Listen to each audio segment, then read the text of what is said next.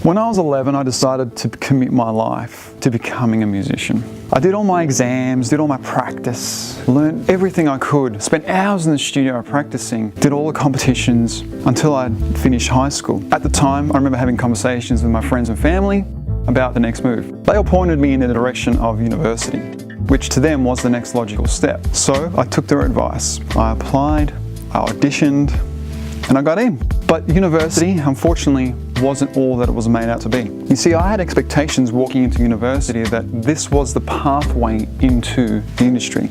And in my mind, I believed that I was going to start to make an income, that I formed the connections and start a business of some kind where I was able to charge for my services.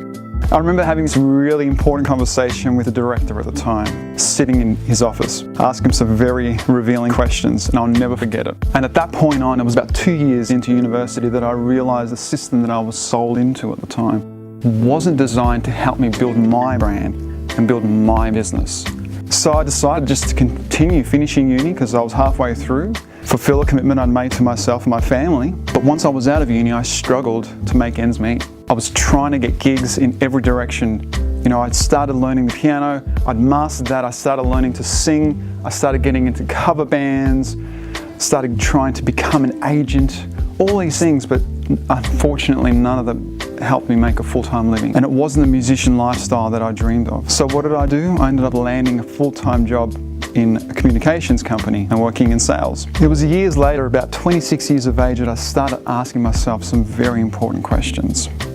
I started asking myself the questions about the commitment I'd made to myself at age 11 about the full-time musician that I was going to become. And it was at that time that I discovered this magical world of self-development. I started learning about mindfulness, neuroscience, human behavior, limiting beliefs, subconscious beliefs, metaphysics, quantum mechanics, and this thing called universal laws. With this new knowledge and awareness, I was able to move beyond my limits and play a much bigger game. I was now clearer on my path and had the tools and the principles to guide me on that journey towards making a full-time living in the music industry. In my next video, I'm going to be sharing with you what I discovered.